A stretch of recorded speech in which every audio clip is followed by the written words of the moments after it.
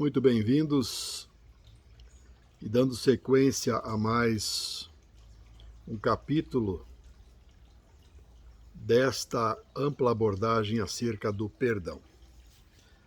Nós vamos, com muito carinho e com muita atenção, então nós vamos mostrar algumas bibliografias e tecer alguns comentários. Então, estamos aqui com a nossa referência, o perdão. O perdão, ele aparece para a nossa presente humanidade a partir de Jesus, que nos precipitou do mundo astral, da realidade astral, um divisor de águas, um conjunto de ensinamentos, para que nós pudéssemos nos habilitar para um processo de autorredenção.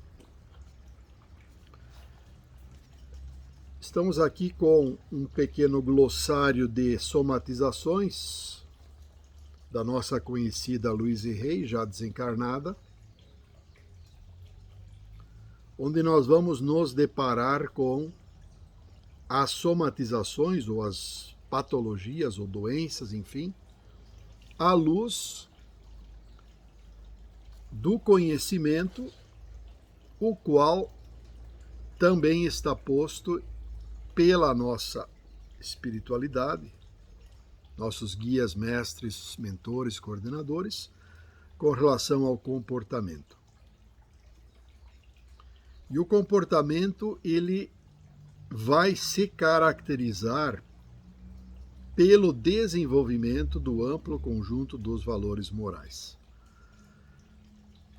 Portanto, e como dito no nosso Evangelho, no capítulo específico sobre o grande tema Pedi e obtereis, um detalhe muito importante de que as orações, os pedidos, as invocações, as buscas para o auxílio, eles dependem de alguns fatores pessoais e comportamentais para que eles sejam acolhidos. Ouvidos, eventualmente são, mas o acolhimento depende de fatores comportamentais. E dentre estes fatores comportamentais está a necessidade, o pré-requisito do perdão. Portanto, se nós formos nos colocar perante a divindade maior e pedirmos, e ao mesmo tempo estarmos nutrindo mágoas em nós, obviamente que nós neutralizamos para esta possibilidade de sermos auxiliados. Então, de um modo geral, está dito no Evangelho de que antes de vir aqui se colocar, se postar de joelhos, e se houver algo a ser reconciliado, vá antes e se reconcilia com o teu irmão. Portanto, o perdão, ele é aspecto nevrálgico, é condição sine qua non para que nós realizemos a nossa evolução pessoal. E justamente nesses nossos tempos, os quais estamos vivendo e testemunhando para a chamada transição planetária,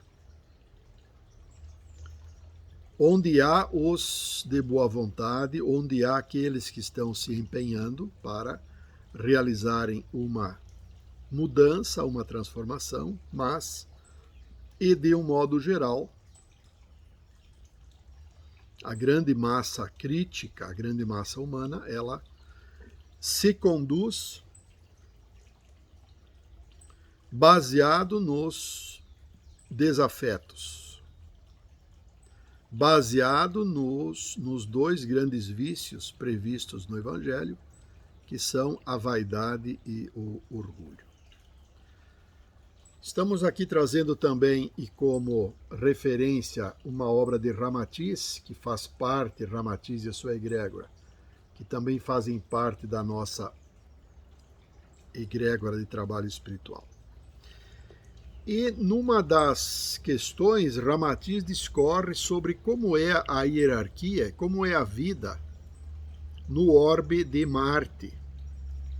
Porque nós sabemos que as colônias espirituais, elas se entremeiam e estão distribuídas ao longo e ao longe de todo o nosso universo.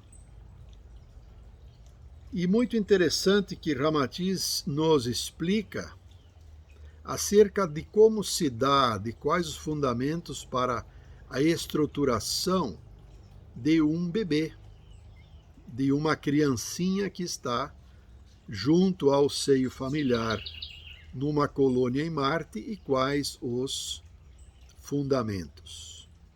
E eis que aparece o fundamento moral. A preocupação, o foco já daquela colônia, daquele orbe, daquele conjunto de seres jamais evoluídos, onde o fundamento está no desenvolvimento moral, para que nós não venhamos a ter adultos inconsequentes, suicidas, viciosos, adultos que degradam, sem a devida compaixão, sem o devido respeito pelo seu semelhante. E trazemos uma obra literária sem referência, que é a biografia de Francisco de Assis, uma psicografia ditada pelo espírito de Miramês, através do médium João Nunes Maia, e que vai discorrer numa perspectiva espiritual do desenvolvimento desta personalidade, então, conhecida como Francisco de Assis. E o grande exemplo, a grande referência para nós iniciantes é para a irmandade, para o amor que Francisco devotava para tudo e para todos. Portanto, se nós pegarmos o conceito de impermanência, de onipresença, de onipotência, e a outra conceituação de que Deus é amor, portanto, este amor que nós estamos recém desdobrando didaticamente, nós vamos compreender que podemos realizar para esse desenvolvimento, e este desenvolvimento, e por meio do nosso foco mental, ele deve estar sendo direcionado para tudo e para todos. A começar em nós e para nós, e numa sequência para tudo aquilo que se manifesta e para tudo aquilo que não se manifesta. Portanto, sabemos muito pouco, ou o que se manifesta é muito pouco diante de todo um contexto que não se manifesta. E podemos tomar um iceberg como uma analogia de 7 partes, se pegarmos o grande bloco, a grande montanha de gelo, e nós dividindo ela em 7 partes, nós vamos avistá-la navegando ou flutuando no oceano. Nós vamos avistar tão somente 2 partes de 7 partes. Logo, 5 partes de 7 partes nós não estamos tendo a mínima noção. Então, funcionando como uma analogia simples, mas perceptível dessa maneira para o que representa aquilo que nós não enxergamos. Portanto, e recapitulando, o estudo do perdão, a formatação do perdão, o aprofundamento, ele é essencial como prática prevista no Evangelho, tendo como uma referência relativamente contemporânea que foi a personalidade de Francisco. Temos referência de colônias mais evoluídas que as nossas, descrito por Ramatiz, ditado, então, escrito pelo médium Hercílio Maes, que foi, e aos que conhecem Ramatiz sabem que Hercílio Maes, incontestavelmente, foi o grande maior médium, então, deste espírito já bastante evoluído.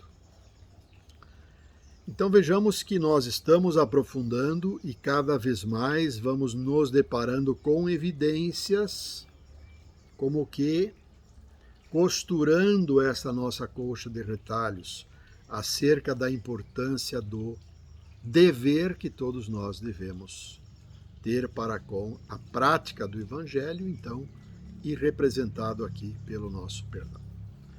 Um abraço fraterno e até o nosso próximo encontro.